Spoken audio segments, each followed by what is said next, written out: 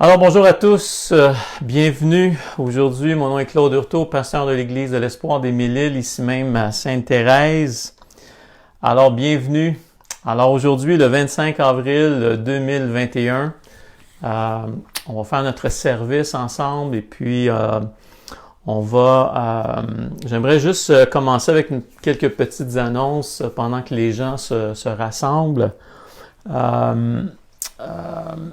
Je vais juste vous mentionner que s'il y a des gens qui nous écoutent, je sais qu'il y a des gens qui nous écoutent à plusieurs endroits présentement. Si vous voulez, vous savez, on est toujours disponible à pouvoir, soit vous pouvez nous appeler, vous pouvez aller sur notre site internet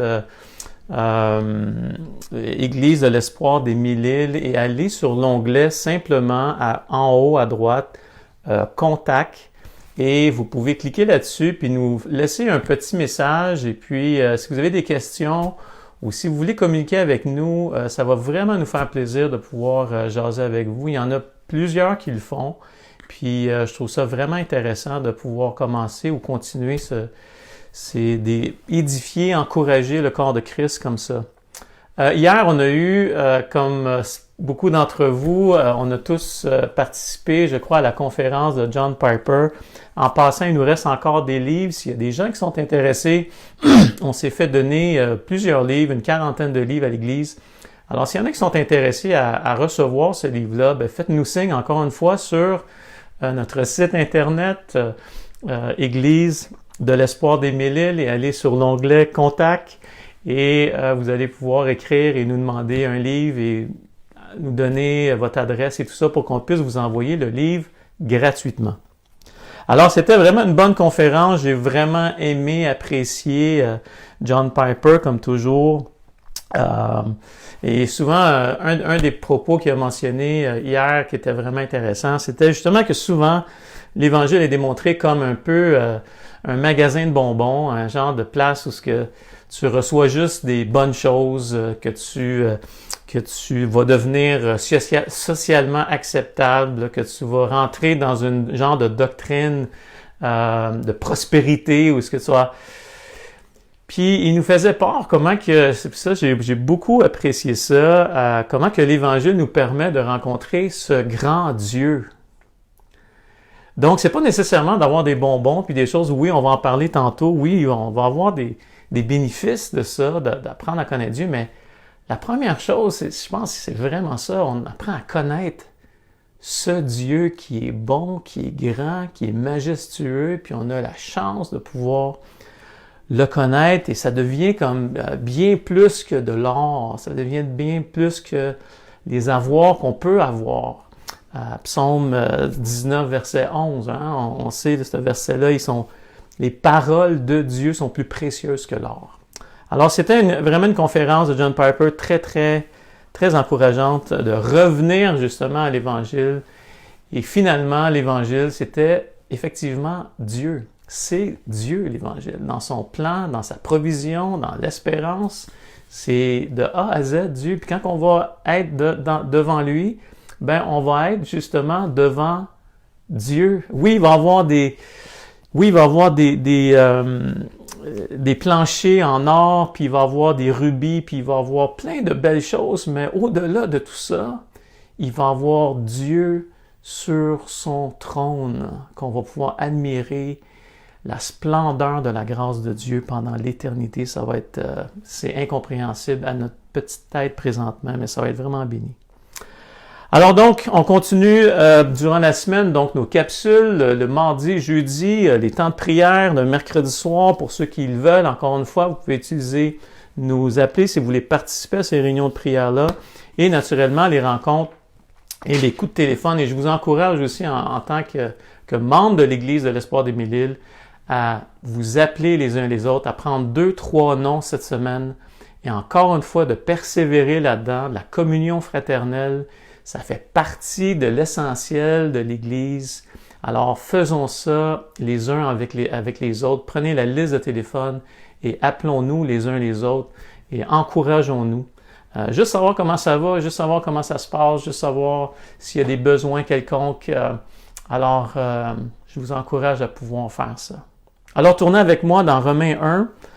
Alors, on est dans l'étude toujours du livre de Romains.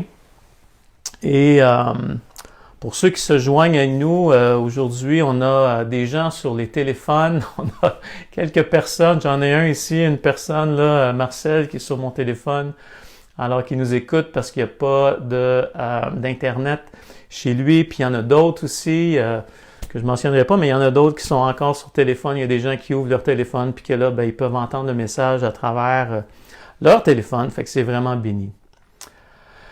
Alors, on va lire pour ceux qui se joignent à nous. On est rendu en Romains, chapitre 1, verset 16, et on va lire à partir du verset 13 jusqu'au verset 17. Donc, lisons Romains 1, 13 jusqu'à 17. Je ne veux pas vous laisser ignorer, frères, que j'ai souvent formé le projet d'aller vous voir, afin de recueillir quelques fruits parmi vous, comme parmi les autres nations, mais j'en ai été empêché jusqu'ici.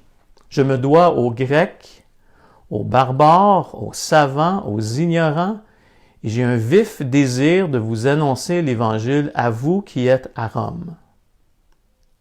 Car je n'ai point honte de l'Évangile, c'est une puissance de Dieu pour le salut de quiconque croit, du Juif premièrement, puis du Grec. Parce qu'en lui est révélée la justice de Dieu par la foi et pour la foi, selon qu'il est écrit, le juste vivra par la foi. Prions. Seigneur, on veut te remettre ce message, on veut te remettre nos cœurs. Seigneur, on veut être bien disposé à recevoir ta parole, que ton esprit puisse encore une fois nous guider, Seigneur, dans ta parole. Et comme on a entendu hier aussi, que l'information, la parole qu'on a entendue, Seigneur Dieu, que ça puisse venir vraiment toucher nos vies, Seigneur, d'une façon personnelle. Alors, Père, bénis ce message dans le nom précieux de ton Fils, on prie. Amen. Vous savez, le verset 16 ici, « Car je n'ai point honte de l'Évangile, c'est une puissance de Dieu pour le salut de quiconque croit, du Juif premièrement, puis du Grec. » Moi, quand je lis ce verset-là, ben ces deux versets-là, 16 et 17, on ne parlera pas du verset 17 aujourd'hui, mais on va parler du verset 16. Quand que je regarde ce verset-là, on dirait que c'est un verset qui est, je pourrais dire, pogné dans une sandwich, qui est pogné dans un étau. Et puis, je vais vous expliquer un peu l'étau que je vois ici. Ben, premièrement, on a commencé avec l'idée que, justement, on a vu la substance, donc, de l'Évangile. Paul commence dans son introduction avec la substance même de l'Évangile. Après ça, l'impact de l'Évangile dans sa vie. Puis, je vais l'expliquer tantôt. Et après ça, on va voir aussi la réalité du jugement aussi éternel à travers tout ça. Et ça, on voit ça dans, justement, le verset après, qu'on n'a pas lu, le verset 18, et toute cette partie-là des Écritures du verset 18 qu'on va parler dans les semaines suivantes.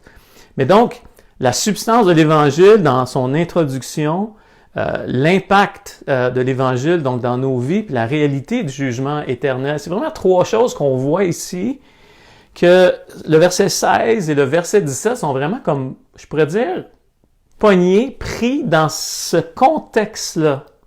Et dans les premiers versets du chapitre 1, on voit la substance de l'Évangile, donc qui est l'auteur de cet Évangile. Encore une fois, l'Évangile, c'est la proclamation d'une bonne nouvelle. On proclame la bonne nouvelle, puis c'est pas une nouvelle médiocre, c'est pas une demi-vérité, c'est pas une demi-nouvelle, c'est une pleine nouvelle, puis on va en parler plus tard. On a vu qui est l'auteur de cette nouvelle-là, de cette bonne nouvelle-là. Ben, c'est Dieu lui-même. Il est l'architecte, il est l'auteur. Ça a été promis auparavant dans l'Ancien Testament.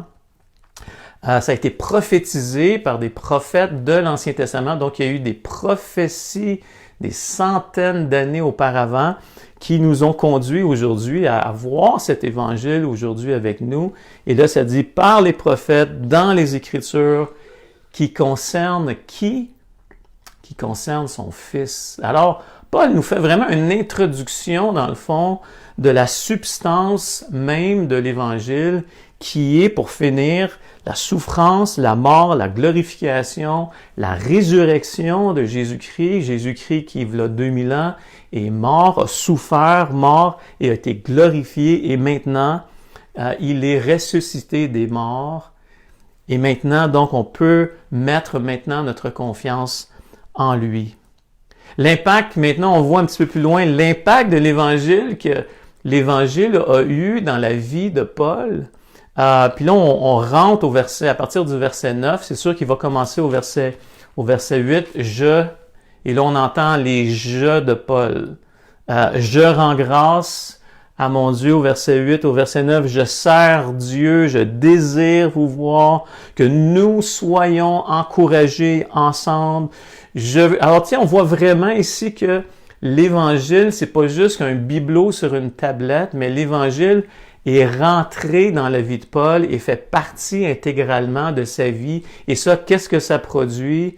J'ai le goût de vous voir, j'ai hâte de vous voir pour vous annoncer quelques dons spirituels. Et j'ai hâte aussi de pouvoir proclamer cet Évangile aux savants, aux barbares, aux Grecs, au plus haut de la société, au plus bas de la société. C'est comme, j'ai une substance que je peux amener à vous. C'est ça que Paul est en train de dire ici. Et après ça, le 3, la réalité du jugement donc de Dieu. Donc le verset 18 qui nous dit « La colère de Dieu se révèle du ciel contre toute impiété ». Donc il y a effectivement une colère qui est indirectement là par les conséquences qu'on voit dans la nature tout simplement à travers, je pourrais dire, la mort. Et on le voit aussi d'une façon aussi directement, on peut le voir à travers la Bible, à travers la colère de Dieu, on peut le voir à travers, par exemple, Adam et Ève. C'est vraiment comme la première compréhension de qu'est-ce qu'on va parler aujourd'hui. C'est je dois absolument réaliser cette séparation entre Dieu et les hommes pour vraiment comprendre, pour vraiment se dire « Wow, j'ai été sauvé d'une énorme chute. » Il n'y a absolument personne qui peut par lui-même maintenant aller à Dieu.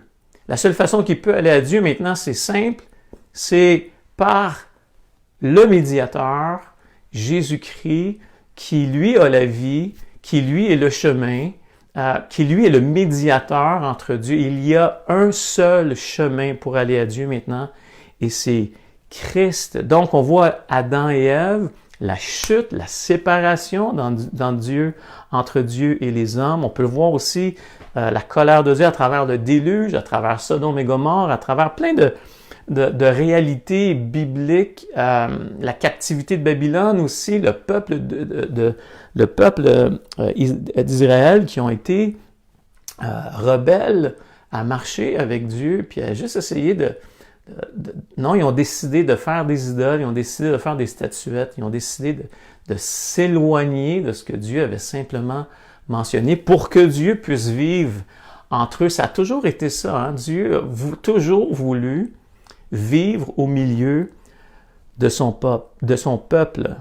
Donc, la colère de Dieu, il y a différentes sortes de colère aussi, puis je ne passerai pas trop de temps là-dessus, mais il y a la colère éternelle qui est là, la réalité de... Tu sais, il y a deux choses sûres hein, dans le monde aujourd'hui, la mort et les taxes. Right? On va payer les taxes jusqu'à la fin. Fait que les deux choses sûres de nos vies, c'est ça. Donc, il y a on va faire face à Dieu quand on va mourir. Et ça, c'est une réalité. Puis, encore une fois, on va voir qu'est-ce que je peux faire par rapport à ça. Puis le texte va nous le démontrer. Il y a la colère eschatologique aussi. La colère de la fin des temps, le jugement de la fin des temps qui va correspondre à l'ultime jour du Seigneur qu'on entend parler à travers le Nouveau Testament et aussi l'Ancien Testament. La colère des cataclysmes à travers, vous savez, il y a plein de... On peut juste penser à justement le déluge, Noé qui qui est un cataclysme. Donc, à travers les cataclysmes, souvent, on peut voir le jugement de Dieu. Mais qu'est-ce qui nous parle ici vraiment? C'est la colère de Dieu, je pourrais dire d'abandon. Le peuple, ici on parle vraiment du peuple d'Israël, qui a abandonné, puis dans Psaume 81, 12 et 13, « Mais mon peuple n'a point écouté ma voix, Israël ne m'a point obéi, alors je les ai livrés au penchant de leur cœur. » Et c'est vraiment ça ici qu'on voit dans le texte, à partir du verset 18, on voit ça fréquemment, où au verset 24, entre autres, c'est pourquoi Dieu les a livrés à l'impureté. Puis ici, il faut vraiment faire attention, c'est pas comme si Dieu les a mis là-dedans. Le mot livré, c'est vraiment laissé à eux-mêmes. Et ça, c'est vraiment important de bien saisir à plusieurs endroits. Au verset 26, c'est pourquoi Dieu les a livrés à des passions. Au verset 28, encore une fois, Dieu les a livrés à leur sens éprouvé. Puis là, alors, on voit vraiment que c'est cette sorte de colère qu'il y a présentement. Et quand on lit, et là on va revenir à notre verset qui est comme pris dans cette sandwich-là de l'Évangile, de l'action de l'Évangile dans la vie de Paul, et après ça, tout de suite après, la colère de Dieu qui est là, puis là c'est comme, ok, tu as l'Évangile, tu as la colère. Et là ici, on voit ce verset, « Car je n'ai point honte de l'Évangile, c'est une puissance de Dieu pour le salut de quiconque croit en lui. » La question que j'ai pour vous aujourd'hui, c'est est-ce que vous avez déjà perdu quelque chose? Puis, tu sais, quand on pense à la colère, on pense à « Oh boy, ça a l'air être... » puis la réflexion que j'ai eue là-dedans, c'est est-ce qu'on a déjà perdu quelque chose de précieux? Et moi, je vais vous dire que oui, on a déjà perdu un de nos garçons. On était sur la plage, puis on était sur la plage, puis un jeu de circonstances, ma femme est partie prendre une marche avec mon garçon, puis les mononcles et ma tante. Et puis, à un moment donné, moi, je sors sur la plage, et puis là, ma femme est quand même assez loin. Et là, elle me fait un signe comme bye-bye, et moi, je comprends qu'elle me fait un bye-bye, fait que je fais un bye-bye, tu sais. Mais qu'est-ce qu'elle est en train de me dire, c'est « Alexandre, il s'en vient. » Et mon petit Alexandre, il avait 3 ans à ce moment-là, alors mon petit Alexandre commence à courir, et pendant qu'il courait, moi, je suis rentré dans la maison sur le bord de la plage. Je suis rentré dans le chalet. Et donc, il y avait encore de la famille sur la plage, mais... Fait que là, le petit gars, Alexandre, commence à courir, et là, il passe devant le chalet. Il y a 3 ans à ce moment-là, et là, il commence à courir, puis il court, puis il court, puis il court. Et là, ma femme revient de sa marche, et là, elle me dit « Alexandre, t'as vu Alexandre? » Et puis là, je dis « Non, j'ai pas vu Alexandre. » Alors là, on commence à réaliser que il est où, Alexandre? Fait que là, on commence à chercher partout. Tu sais, là, ça commence à paniquer, right? On cherche quelque chose. On cherche notre fils qui, OK, on ne sait pas qui, est-ce que vous l'avez vu? Puis là, on commence à... 5 minutes passent, 10 minutes passent, et là, on commence... Vous savez, quand on court dans le sable, c'est pas facile. À un moment donné, on était essoufflés, on va voir les voisins, on va parler à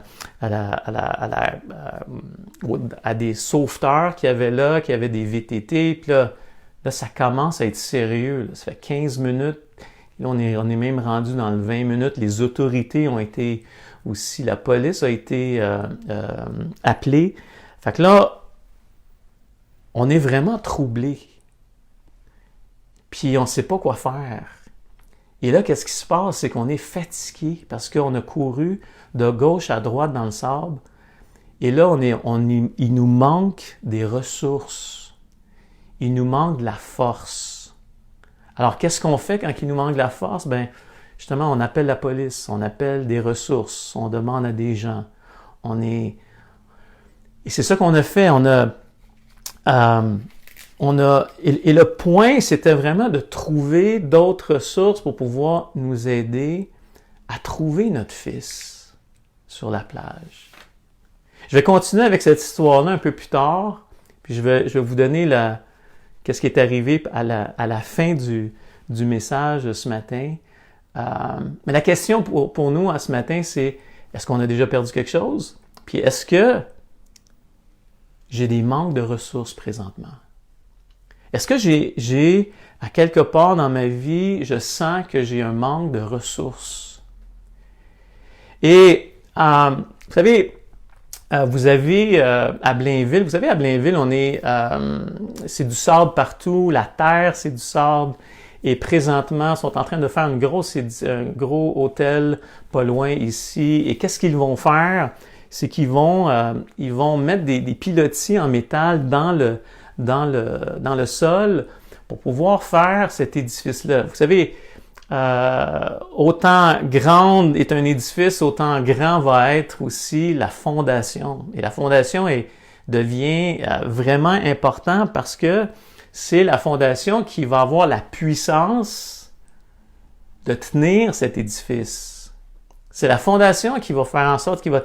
Et là, les architectes, les ingénieurs, qu'est-ce qu'ils font? Bien, ils mettent des pilotis parce qu'ils savent qu'à Blainville, il y a du sable partout. Donc, il faut qu'ils mettent des pilotis partout avant de couler même le ciment de la fondation pour pouvoir stabiliser la fondation. Et donc, les ingénieurs, les architectes planifient ça, sont proactifs pour qu'ils savent que peut-être dans 5, 10, 15, 20 ans, il va y avoir du vent, il va y avoir des tempêtes de neige, il va y avoir de la pluie, il va y avoir même de la sécheresse peut-être. Et donc, il faut que les ingénieurs pensent à toutes les éventualités.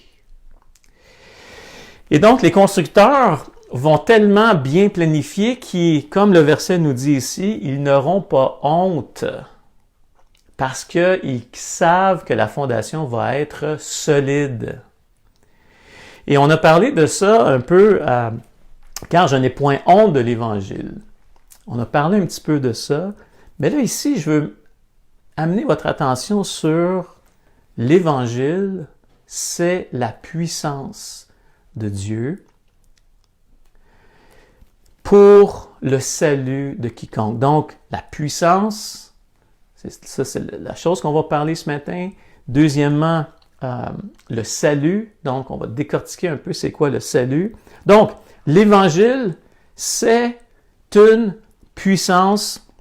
Donc, le mot puissance, c'est vraiment dynamis. Donc, c'est l'Évangile qui est le fondement. Puis, c'est pour ça qu'on n'a pas honte de l'Évangile parce que c'est un fondement solide. Parce que Christ, il n'a pas juste dit des belles petites paroles, je sais pas moi, dans un cours de yoga ou je sais pas trop. Il n'a pas dit juste des belles petites paroles douces et pour venir palpiter le cœur, c'est tout, là, tu sais. Ou il nous a pas demandé de faire le vide puis de le remplir par d'autres choses dans nos vies, puis that's it. Non, c'est comme l'Évangile, c'est substantiel.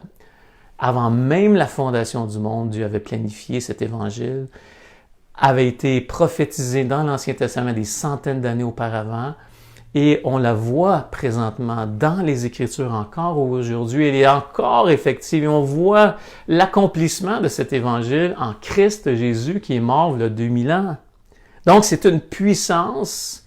Et quand on parle de puissance ici, puis là, on voit que c'est une puissance de Dieu.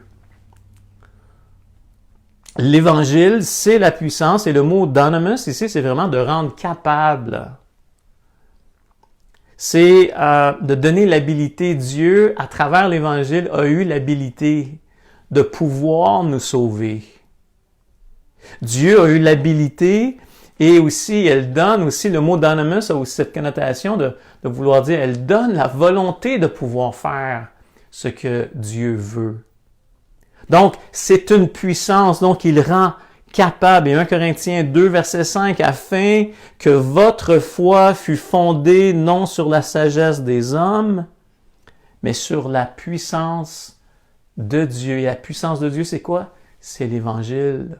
Tu sais, souvent, on parle de puissance de Dieu, puis là, on veut essayer de, je sais pas, certains groupes religieux veulent essayer d'épater la galerie par la puissance de Dieu, par des miracles, puis des prophéties, puis des ci, puis des ça, puis essayer d'épater les gens. On n'est pas là pour épater les gens. On est là pour prêcher la bonne nouvelle, on est là pour communiquer la bonne nouvelle.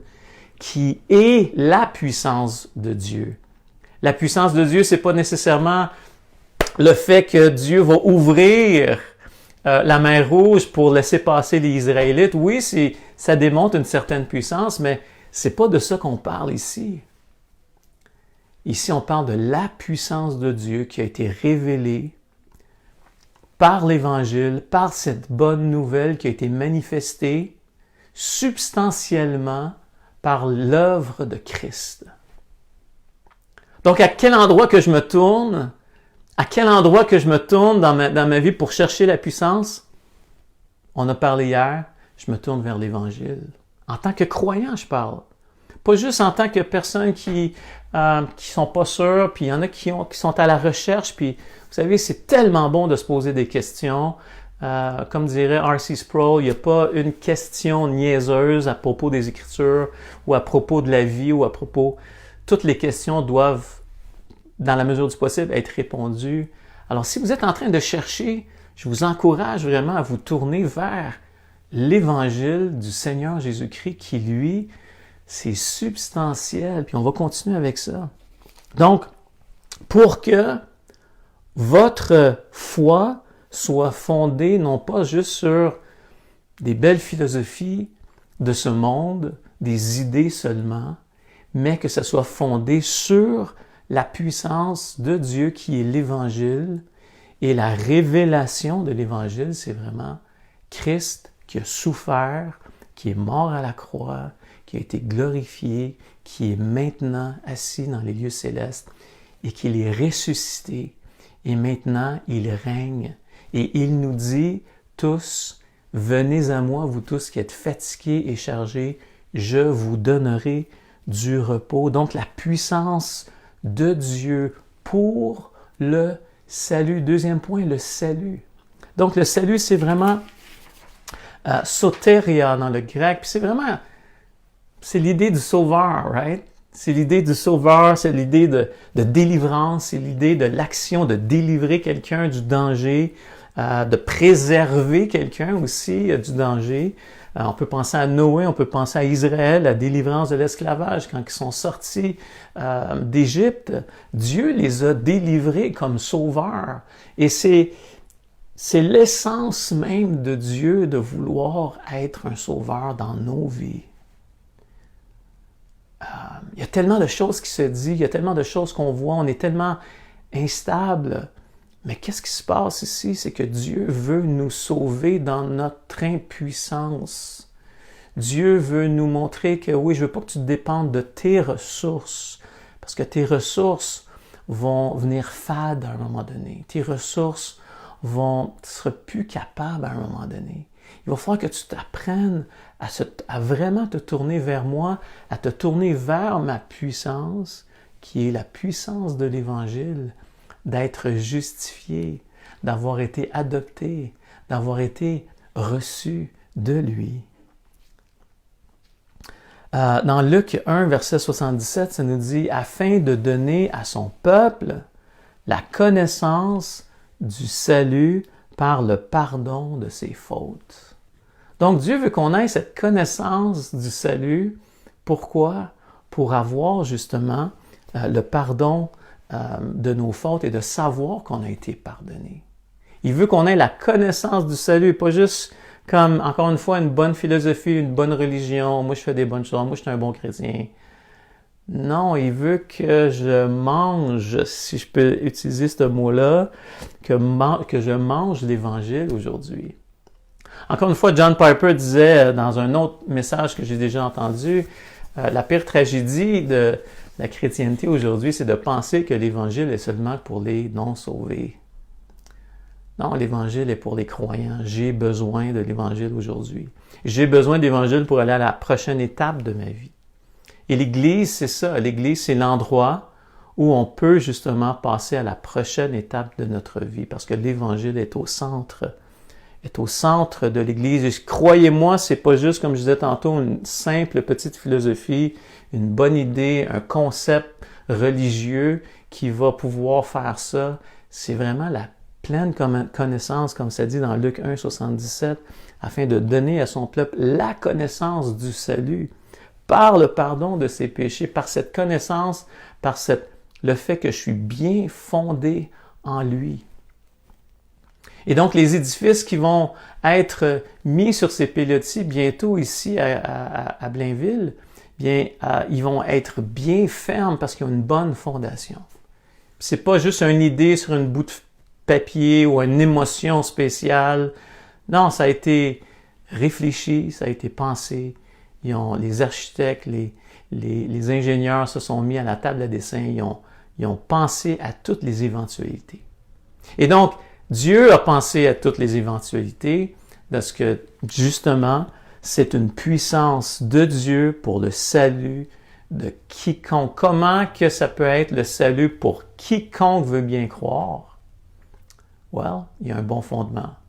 Il y a une bonne substance. Dieu ne pouvait pas aller contre l'idée de sa colère et de son jugement. Quelqu'un devait payer pour nos fautes. Quelqu'un devait payer pour... Donc, Dieu, en faisant ça, ne fait pas de compromis avec qui il est. Il décide d'envoyer son Fils à la croix, prendre notre place et faire littéralement le rachat de nos fautes. Ça fait 2000 ans que Christ est venu. Et pourquoi qu'il est venu? Well, il est venu pour nous sauver, pour nous délivrer, pour nous donner une espérance. Pour nous donner une espérance au-delà, justement, de la mort. Pour nous donner une espérance aujourd'hui de ce qui va venir plus tard. Quelle bénédiction de savoir où est-ce qu'on s'en va. Ça fait toute la différence dans nos vies. Dans Psaume 86, verset 2, « Mon Dieu, sauve ton serviteur qui se confie en toi. » Et il sauve le serviteur qui se confie en lui. Il sauve celui qui manque de ressources. Il sauve celui qui semble être impuissant devant des situations. Il vient nous sauver. Il vient nous donner la sagesse de comment je vais pouvoir vivre à travers peut-être cette souffrance qui est insoutenable, que je manque de ressources, que je ne comprends pas pourquoi je suis dans cette souffrance-là. Dieu va venir nous donner une grâce pour passer à travers ça. Psaume 34, verset 7, « Quand un malheureux crie à l'Éternel, il entend. » Psaume 34, verset 7 encore, « Quand un malheureux crie, l'Éternel entend. » Il entend nos voix et il le sauve de toutes ses détresses. Il le sauve de toutes ses... peut-être qu'il ne me sortira pas de ma situation. Mais qu'est-ce qu'il va faire? C'est qu'il va venir avoir une relation avec nous, avec toi, avec moi, pour que je puisse avoir cette paix qui surpasse toute intelligence, que je puisse avoir cette paix qui va venir apaiser mon cœur dans le trouble, apaiser mon cœur dans le manque de ressources. Et c'est sûr que, si on se dit, pourquoi qu'il veut nous sauver? C'est sûr et certain qu'il veut nous sauver pour nous bénir, pour nous aider, pour nous encourager. Il veut nous sauver parce qu'il veut qu'on soit des participants de cette grâce, de cette faveur imméritée de Dieu, de ce privilège d'avoir été choisi par lui. C'est sûr que le but de nous sauver, c'est qu'on puisse réaliser qu'on a été, et d'être reconnaissant dans le don de cette nouvelle naissance, et aussi d'être déclaré juste, d'être des fils et des filles d'adoption. Puis si vous voulez tourner avec moi juste un verset dans Éphésiens 1, verset 5, ça nous dit nous ayant prédestinés, voilà ce que les bénéfices ou pourquoi que Dieu veut nous sauver, encore une fois, nous ayant prédestinés dans son amour, Éphésiens 1, verset 5, à être ses enfants d'adoption. Tu sais, c'est béni de savoir qu'on a été adopté par Dieu, par Jésus-Christ, selon le bon plaisir de sa volonté. Est-ce qu'il veut nous sauver? Est-ce qu'il veut nous délivrer? Oh, absolument qu'il veut nous délivrer. Selon le bon plaisir de sa volonté. Et là, on voici le but encore. Pourquoi? Oui, tout ça, c'est béni. Tout ça, d'être adopté, d'être justifié, d'avoir vécu d'avoir eu la rédemption, le rachat de nos fautes. C'est lui qui a payé le prix pour nous. C'est béni, c'est une bonne chose, mais encore plus que ça. Il nous a rachetés, au verset 6, à la louange de la gloire de sa grâce. De pouvoir dire, wow, la grâce de Dieu. Est-ce que ça va être quelque chose qu'on va regarder et apprendre à déguster pendant toute l'éternité la grâce, le fait qu'on a été justifié sans qu'on le mérite. Être participant à ses bienfaits sans qu'on le mérite.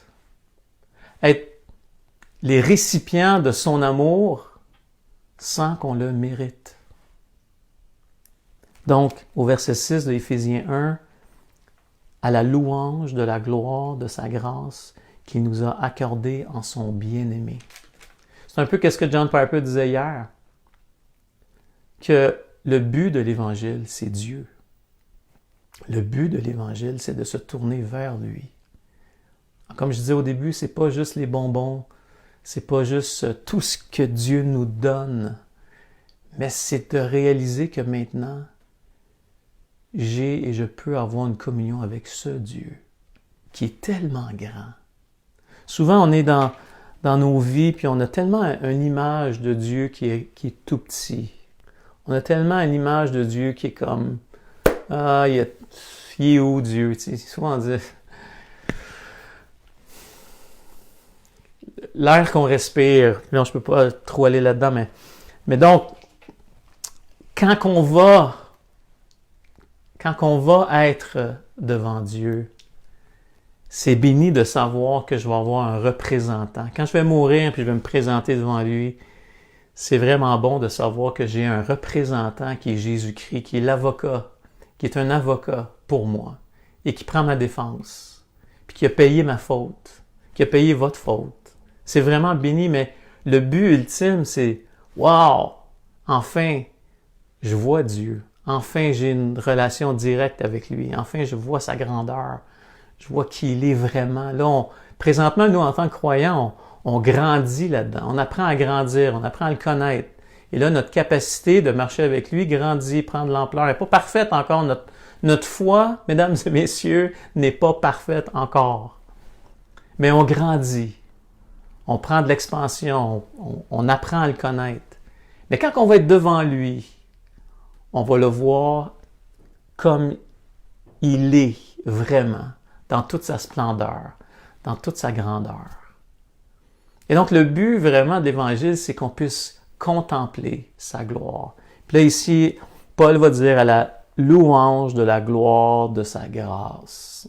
Louer Dieu pour la louange de la grâce de Dieu pour nous. Oh God, c'est bon.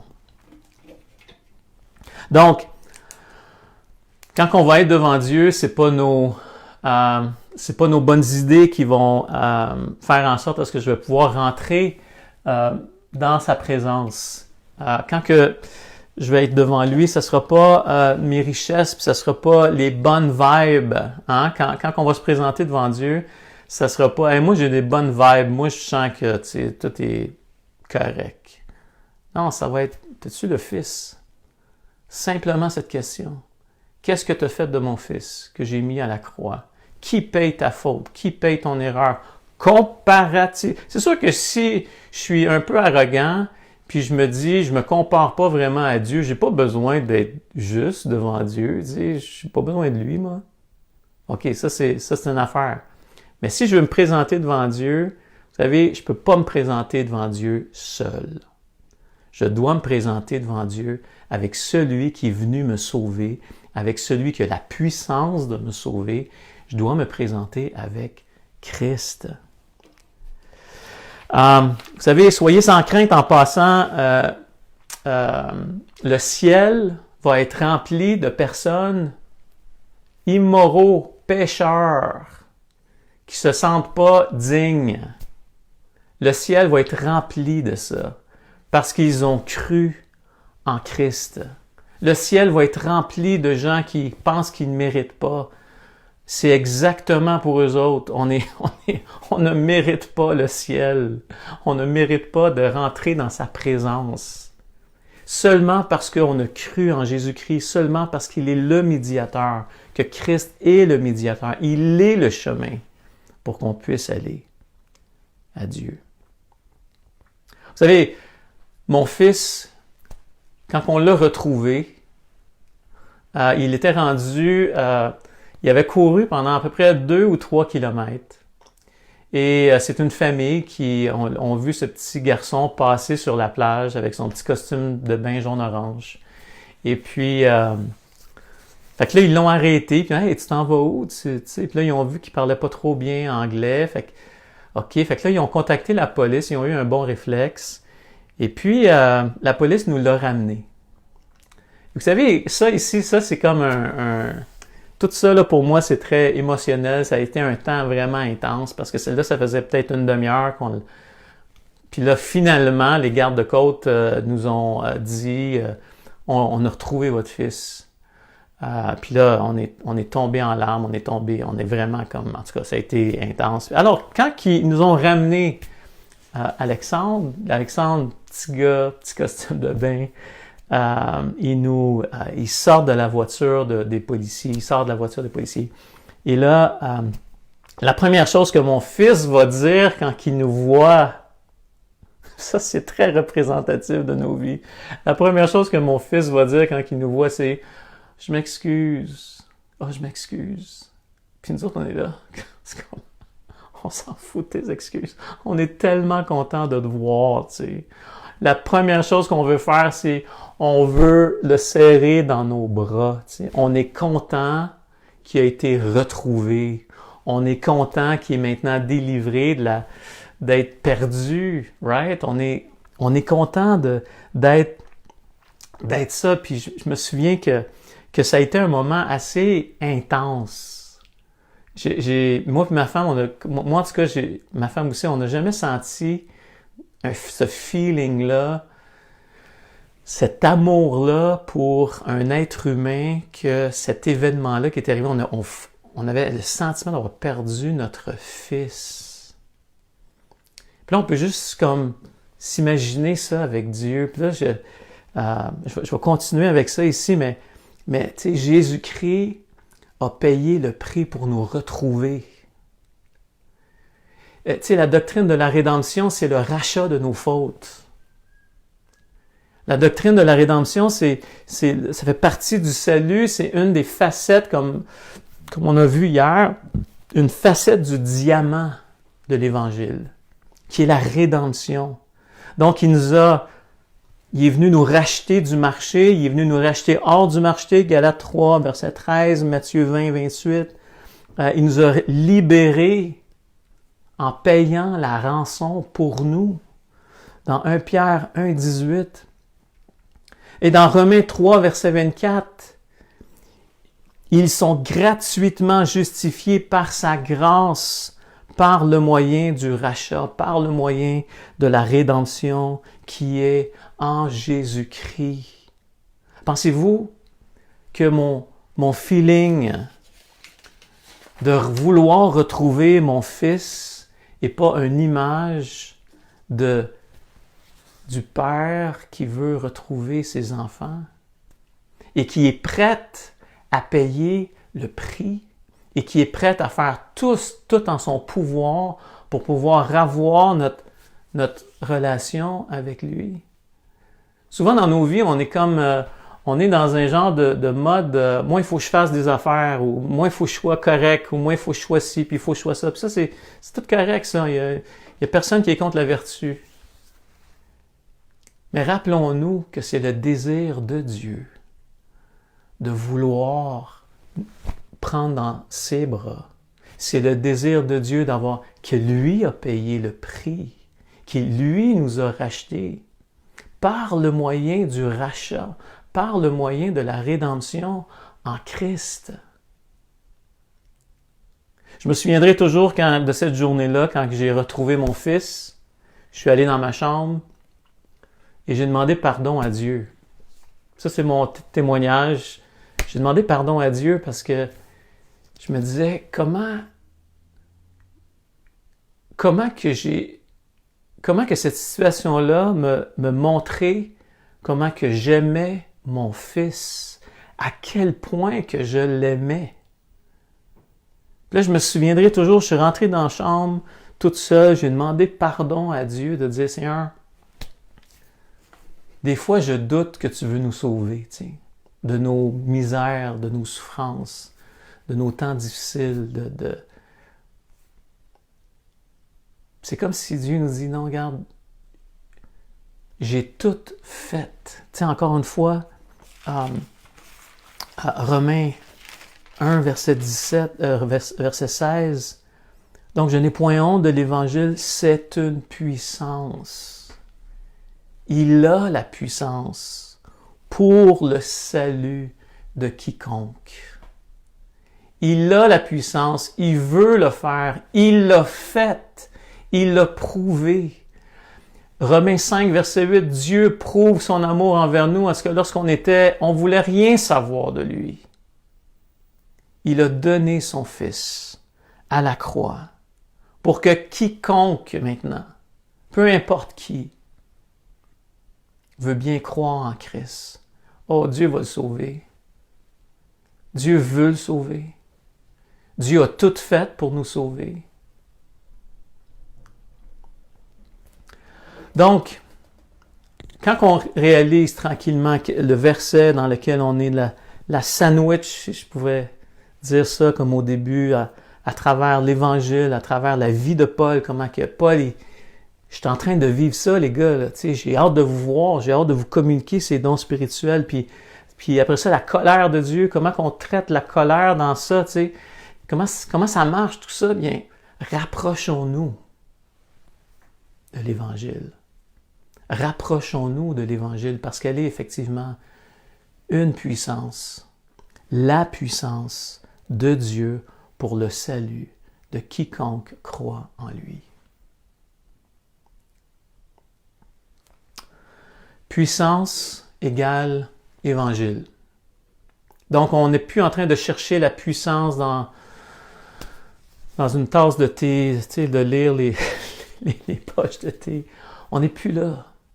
On est à découvrir les facettes de l'Évangile pour nos vies. Son plan, sa provision, l'espérance en lui, la provision qui est Jésus-Christ, l'œuvre de Christ pour nos vies. Et après ça, on va voir la semaine prochaine, le verset 17, Dieu voulant, vraiment, il continue cette expansion, si je pourrais dire, de cette explication de l'Évangile, parce qu'en lui est révélée la justice de Dieu par la foi. Puis on va se promener dans ce texte-là dimanche prochain. Je vous invite à être avec nous. Alors, je vais juste relire encore une fois ce verset. « Car je n'ai point honte de l'Évangile, c'est une puissance de Dieu pour le salut de quiconque croit. » Alors, Seigneur, merci pour ce message. Vraiment, Seigneur, donne-nous le réflexe et le courage de se tourner vers l'Évangile et de le comprendre un peu plus à tous les jours, jusqu'au jour où on va te voir face à face. Alors, s'il y a des gens ici qui veulent mettre leur confiance en Christ, je vous demande simplement de justement mettre votre confiance en Jésus-Christ et de lui dire simplement, je veux croire en Jésus-Christ, je veux croire en toi, je veux croire que Jésus-Christ est mort pour moi, qui est ressuscité pour moi. Si vous avez fait cette prière ou si vous avez ce désir, je vous demanderai vraiment de nous appeler, de nous contacter, de contacter quelqu'un de l'Église. Si vous écoutez aujourd'hui, vraiment, c'est vraiment important et qu'on puisse commencer à grandir ensemble et qu'on puisse découvrir ce grand Dieu et avoir la joie de notre Dieu l'Évangile va produire cette joie-là dans nos vies, peu importe les circonstances de nos vies, peu importe même les souffrances qui sont vraiment pénibles, souvent. Alors, que Dieu vous bénisse vraiment. Merci d'avoir été avec nous. Et nous, on se retrouve mardi, jeudi, mercredi soir pour la prière. Et la semaine prochaine, dimanche prochain, on va continuer notre étude du livre de Romains à 1, verset 17. Alors que Dieu vous bénisse et donc que la grâce et la paix de Dieu soient sur nous tous. Que Dieu vous bénisse. Bye bye.